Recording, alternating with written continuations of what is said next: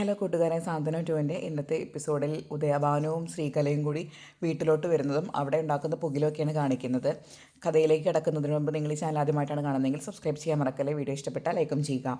അങ്ങനെ രാവിലെ എണീറ്റിട്ട് നമ്മുടെ ധർമ്മൻ ഇങ്ങനെ മുറ്റത്ത് ഇറങ്ങി നോക്കുകയാണ്. ആ മുറ്റത്ത് ഇറങ്ങി നോക്കുമ്പോൾ മുറ്റത്ത് കോലിട്ടതൊന്നും കാണുന്നില്ല.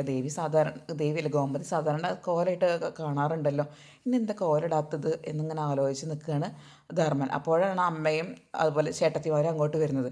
അപ്പോൾ ചോദിക്കും, എന്താ ധർമ്മ നീ അങ്ങോട്ട് തന്നെ നോക്കി നിൽക്കുന്നത്, ദേവമംഗലത്തെ എന്തെങ്കിലും കാര്യമുണ്ടോടാ എന്ന് ചോദിക്കുകയാണ് അമ്മ. അപ്പോൾ ഒന്നുമില്ല അമ്മേ, എന്ത് കാര്യം ഉണ്ടെങ്കിലും ചേച്ചി കോലിടാറുണ്ട്, ഇന്ന് കോലിട്ടത് കാണുന്നില്ല എന്ന്. അപ്പോൾ ശരിയാണല്ലോ എന്ന് അമ്മയും പറയുകയാണ്.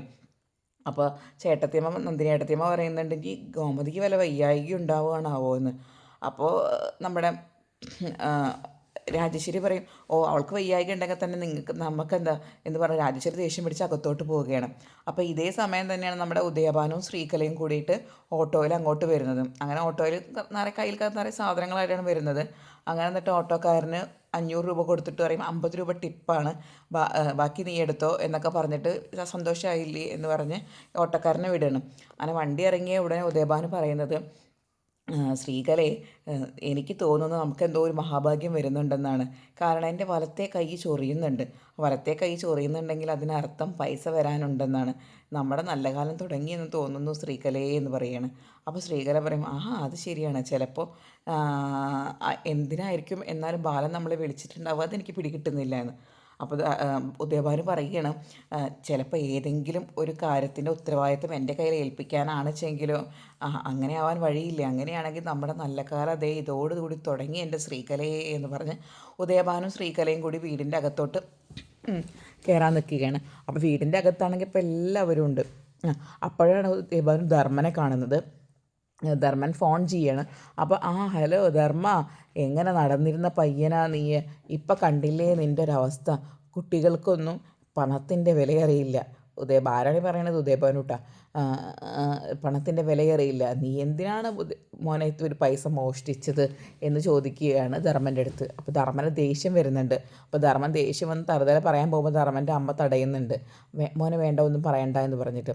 അപ്പോൾ ഉദയഭാനു പറയും, മോനെ നിനക്ക് വല്ല പൈസയ്ക്ക് ആവശ്യമുണ്ടെങ്കിൽ നിനക്ക് എന്നോട് ചോദിക്കായിരുന്നില്ലേ, ഞാൻ തരുമായിരുന്നില്ലേ, നീ എന്തിനാണ് കടയിൽ നിന്ന് മോഷ്ടിച്ചത് എന്ന് ചോദിക്കുകയാണ്.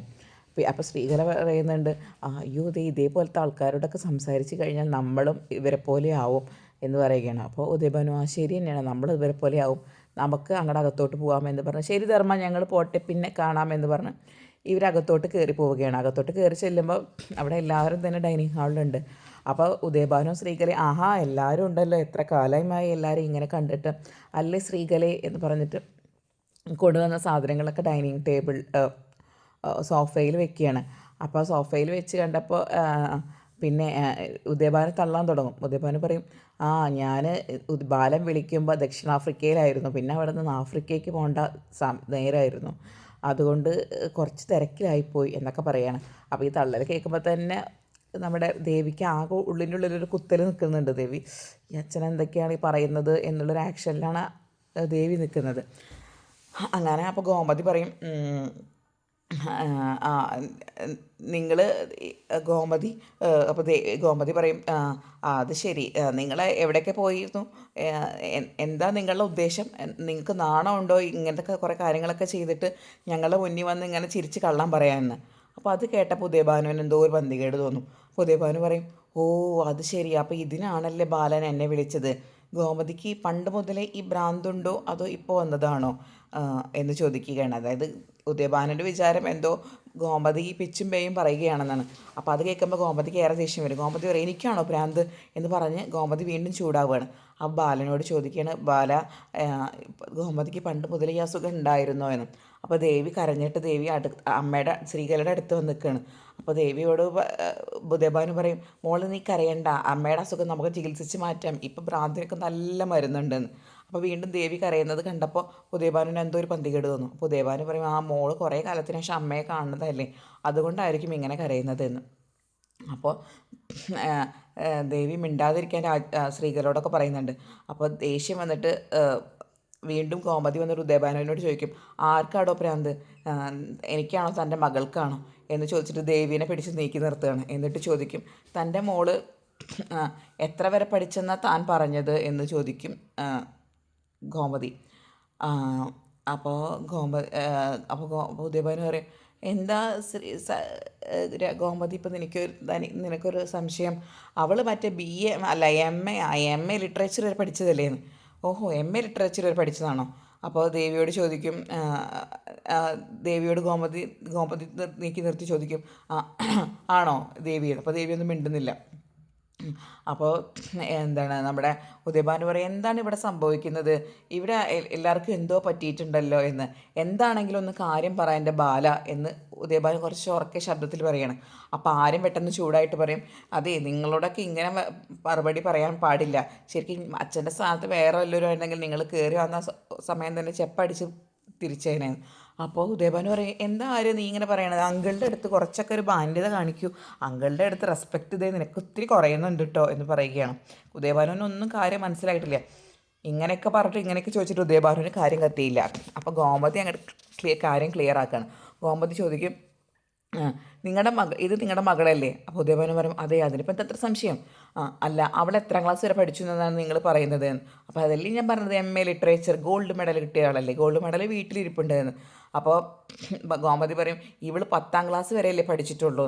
അതോടുകൂടി ഉദയഭാനുവിനും ശ്രീകലയ്ക്കും ഏകദേശം കാര്യങ്ങളൊക്കെ മനസ്സിലാവും, കാര്യങ്ങൾ എന്തോ കയ്യിൽ നിന്ന് പോയി. അപ്പോഴും ഉദയഭാനു വിടുന്നില്ല. ഉദയഭാനു പറയും, ആരാ നിങ്ങളോട് ഈ കള്ളമൊക്കെ പറഞ്ഞത്? മോൾക്ക് ഗോൾഡ് മെഡൽ കിട്ടിയതാണ്, മോൾ ഫസ്റ്റ് റാങ്കാണ് എന്ന്. അപ്പോൾ അത് കേട്ടതോടുകൂടി ആനന്ദിന് ദേഷ്യം വന്നിട്ട് ആനന്ദ് ഒരു വടി എടുത്ത് ഷോക്കേസിലൊരു ഷോപ്പീസ് എടുത്തിട്ട് ഉദയഭാനുവിനെ അടിക്കാൻ വരികയാണ്.